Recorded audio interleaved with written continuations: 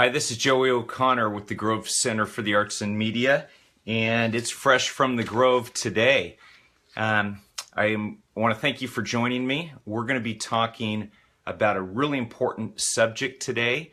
If you're listening to the replay and you would like to share this subject, I really encourage you to share it because we're going to be talking about, is grief and loss affecting your life, your art?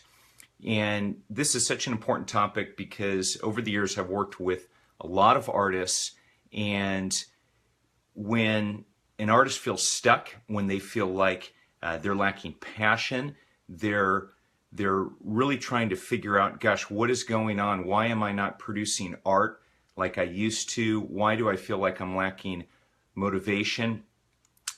I'll often talk with them about a lot of the conflicting feelings, what they're going through, what they're feeling. What most people don't know about my background, even though I've led the Grove Center for the Arts and Media for 15 years, I've also spent at least over 10 years working in the area of grief recovery. I was certified in a program called the Grief Recovery Workshop, and it's not therapy per se, but it's really an educational class to help people understand what grief and loss does to their life, and it gives them a pathway through the grief so they can get on to a life that is filled with meaning and purpose.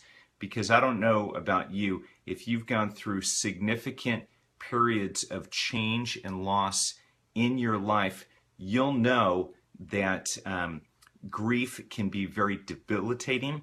We all know that it's painful, but we don't go to school for these types of things. And so what I want to do for you in this time that we're together, we'll be together for 15-20 minutes or so.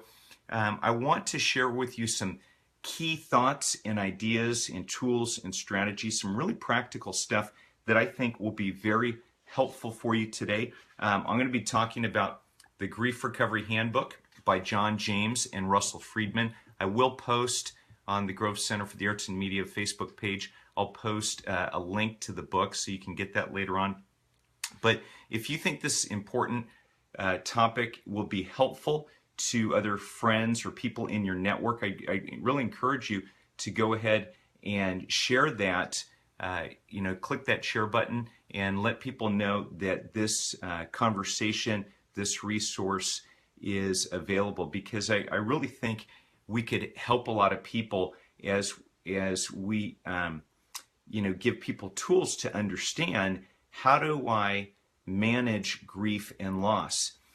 In the 10 years that I led grief recovery workshops, it was about a 10-week class, and it was always the class that nobody wanted to come to, because who wants to sit around and talk about their grief and loss? And so that first night of class, people would walk in just kind of, you could see their shoulders were up and they were nervous. They didn't know, what would be going on.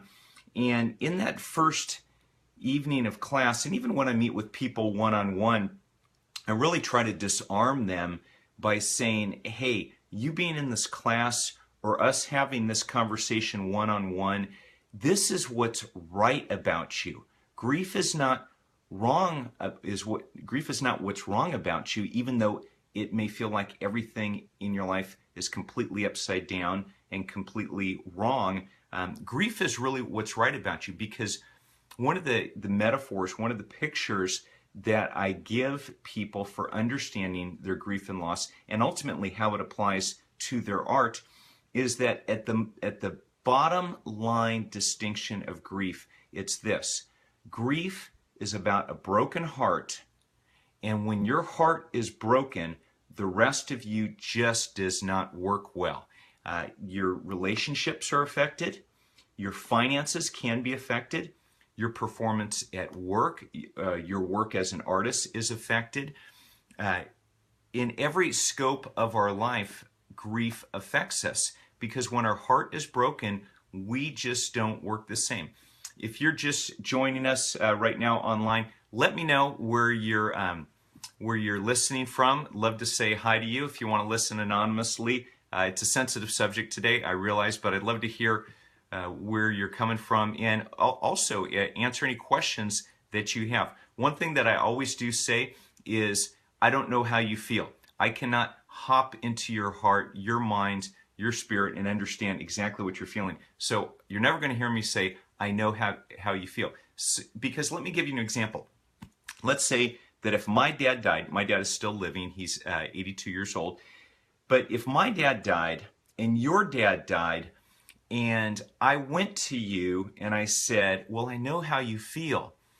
We shared the intellectual truth that our dads died, okay? But if you had a terrible relationship with your dad, and I had a great relationship with my dad, by me saying, I know how you feel, that's entirely inaccurate. It's just not true, because your experience with your father is wholly different than my experience with my father.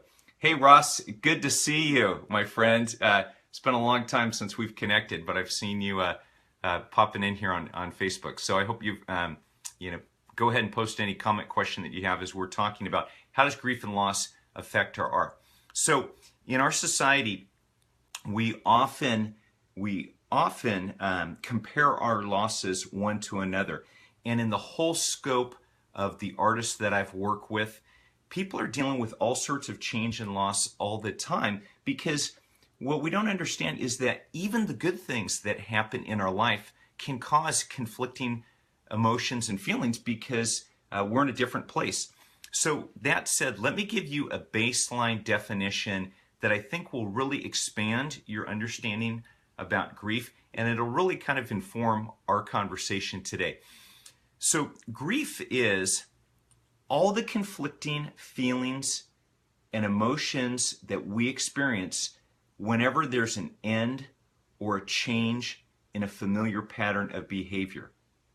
Just threw a lot of words at you. Let me say it again. Grief is all the conflicting feelings and emotions that we feel whenever there's a change in an end in a familiar pattern of behavior. So let me give you some practical examples and how this relates to your art and your life. So let's say you've been in a married relationship for many, many years, and tragically you come to a point of divorce in that relationship. Well, what has just ended has been a very significant change and end in a familiar pattern of behavior, which is marriage and now divorce. So it would be really normal and natural to experience all kinds of loss, all kinds of conflicting emotions around that. Let me give you another example. Maybe you are caretaking for a sick spouse, child, relative, or friend, someone who has a terminal illness. Well, all that caretaking, and this happens for people going on for years, all the hospital visits, all the different medications, all the different things related to dealing with an ongoing sickness and illness. If that person ultimately dies, you'll experience a change and an end in a familiar pattern of behavior. And I have had people sit in my grief recovery classes before, sit with me one-on-one, and really wrestle with the idea that they feel relieved that the person died. Well, that's a very normal reaction. Yes, of course, many of them are sad, but to feel relieved that you don't have those caretaking responsibilities anymore, it's a change and an end in a familiar pattern of behavior. So there is relief. In the same way, a lot of Christians, followers of Christ, they get conflicted when they have a loved one die, because yes, they share the hope that that person is in heaven and they will someday see them again. They also may share grief if that person wasn't a Christian and they don't have that hope that they'll see that person in heaven. And within all that, they feel the grief and loss that the person's no longer with them.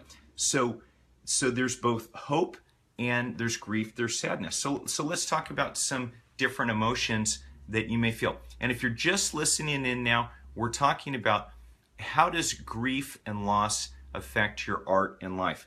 And if you're just joining us now or listening to the replay, let me know where you're coming from. Love your thoughts and questions. If you're listening to the replay, post your questions. I'll still answer them later on. But let's talk about this whole sphere of different emotions. You have sadness, you have anger, you have confusion, you have frustration, you have happiness, you have joy, you have relief, you have a whole sphere of conflicting emotions. Now, one of the things that I often encourage people about, and again, I'm giving you 10 weeks of information here in a little 15 to 20 minute Facebook Live. So I know I'm just scratching the surface, but hopefully this is going to provoke some good conversation and questions down the line. But when we experience all these conflicting emotions, one thing that's really important and one thing that I really try to encourage people to consider is not to judge those emotions, not to critique those emotions, not to try to stuff down or bury those emotions, because they really are trying to get our attention. Think about it in a practical way. If you have a friend that's grieving, well, do you think that person wants to receive criticism or judgment or being told what to do? Probably not. Well, the same way, we don't want to be our own worst enemy and really, look down on ourselves or think we need to try harder or just bury those emotions. So one thing that I encourage people that are going through difficult changes of grief and loss is really try to pay attention to their hearts, because think of your heart as an instrument panel on your car. God has given us our emotions to tell us how is our heart doing throughout the day. Our feelings go up and down throughout the day. But it's very common that when we come to what I call what John James and Russell Friedman from the Grief Recovery Institute, what they call a life-limiting loss, where you experience a loss, again, whether it's a significant relationship loss, whether it's a death in the family, whether it's a divorce, whether it's a real severe disappointment. There's all different types of losses. The ones that hit us the hardest are the losses that are life-limiting losses, where you've just never gone to the depths of the grief that you're experiencing now. For the people that I've worked with in the past, that is typically the loss that really drives them to seek counseling, to join a grief recovery class, because all the previous tools and coping skills and the resources that they had available to them, they just were not as useful anymore. And so what I always tell people who acknowledge, hey, I'm really struggling, I'm really hurting in my grief, it's affecting my relationships, it's affecting my professional career, it's affecting my art. What I tell them, I say, hey, well, you're paying attention to your heart now, you're recognizing that you need some new information, you're open to learning some new tools, and you're open to a process of getting through this. And so those are all real 3 signs of health. Again, grief is not what's wrong about you, it's what's right about you. We grieve because we're human, but in the American society that we live in, we really lack any type of consistent mourning rituals. We don't like to talk about pain and loss. We're always winners. As John says in the Grief Recovery Handbook, we're taught how to acquire things in this life, not what we're supposed to do when we lose them. Hey, Scott, good to see you. How you doing, buddy? So like I said to other people, if you got questions, comments, just talking about grief and loss and how it affects our life. So within that, grief is all about a broken heart. We grieve because we're human. Grief is not what's wrong about us.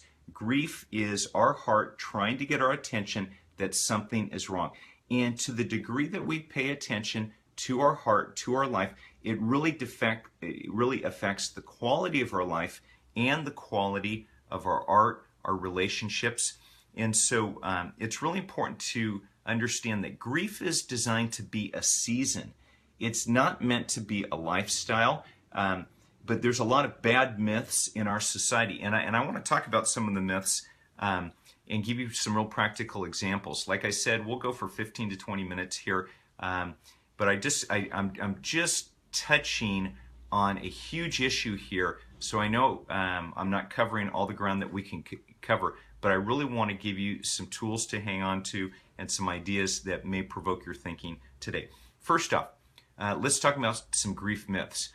The first thing that we are trained and we hear very often as young children is not to feel bad.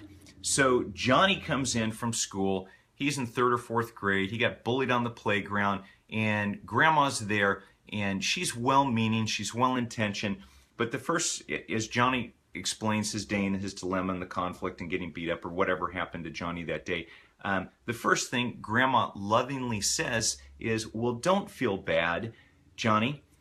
When Johnny hears don't feel bad, he gets 2 messages. 1, don't feel, which is humanly impossible. 2, feelings are bad. And it would be very normal and natural for Johnny to feel bad after having a hard day at school like that. So that's one of the bad, and we really shouldn't feel things, that we should just be strong, we should just be winners, we should never have hard days. It's funny that we're talking about this on Facebook because people have often said nobody has a bad day on Facebook. So second, let me talk about another thing. Another myth in our society is replace the loss. So because the pain of grief is so difficult, so painful, we quickly losing the signal here. Okay, so I may have to wrap up here and start another one because for whatever reason our signal is weak here. I'll keep going on, but let me go through a few more of these myths. We're taught to replace the loss, to fill those difficult feelings with something else. We're often told to grieve alone. If you're going to cry, go in your room and cry. We're told to give it time, and time heals all wounds. Time can give perspective, time can soften things, but time certainly doesn't heal all wounds. Oftentimes when we're in a caretaking role, we're told to be strong for others, and we really don't have any time to pay attention to our hearts. Or we're told just to keep busy, as if busyness would be a cure for replacing the loss, for really dealing with the difficult emotions inside. Oftentimes when we just keep busy, that grief is still there, but it's just buried underneath busyness. I'd mentioned earlier that a really good recommended resource, it is probably the best book on grief and grief recovery. It's called The Grief Recovery Handbook. It's by John James and Russell Friedman. I'm going to put a post there for you. But I hope I've given you some things to think about. Let me give you just a final couple thoughts, some tools and strategies. If you're dealing with a significant grief or loss, or if you've just been dealing with a lot of change and transition lately, changes in your relationships, changes in your professional career, changes with your health. I didn't even bring up the whole issue of chronic pain and how that deals with grief and loss. But let me give you a few strategies. First one, very important, I've mentioned it already, but pay attention to your heart. If you're dealing with conflicting emotions and you feel like your head is just in a fog, it's really your heart trying to get your attention, because grief affects our whole being. It affects us physically, it affects us emotionally, it affects us physically, it affects us spiritually. We may feel far from God in loss and change. We may feel close to God. All those things are really normal and natural when we're going through a difficult time. So first off, pay attention to your heart. Second, look for resources in your community. You can go to the Grief Recovery website, look up John James, Russell Friedman, the Grief Recovery Institute. Find a grief recovery workshop in your city. You'll find workshops that their trained facilitators run. They're almost in every major city. And so go to their website. It's griefrecovery.com. You'll get some good resources there. Then third, join a group or seek professional help with someone who's really specialized in grief recovery. You don't need a therapist per se. Our focus with the Grief Recovery Institute and the tools and resources that we provide through the books and the classes, they're designed to give you practical information and really good steps, tools to work through your grief in a systematic way. Because again, like I said before, grief is meant to be a season. It's not supposed to be a lifestyle. And so you want to find someone who's really trained in that process and not just a therapist, because there's nothing wrong with you. Grief, though you may find going to a therapist or a counselor is therapeutic, you really want to find someone who specializes in these grief recovery resources and tools. And last, I would say, in this process, give yourself a lot of space, a lot of grace. Be intentional to get the help and find supportive family and friends who are not going to give you a lot of simple euphemisms and platitudes, but they're really going to listen to you, support you in this process. So I've covered a lot of ground in a very short period of time. If you found it helpful, you can message me here on the Grove's Facebook page. You can write a comment. If you found that this Facebook Live event has been helpful, I really encourage you to share it. We just want to help as many people as possible. I really do believe that as you pay attention to your heart, your life as an artist, as a creative, the rest will follow. But pay attention to your heart, and the art will take care of itself. Okay? Thanks for listening today. Have a great day. Bye now.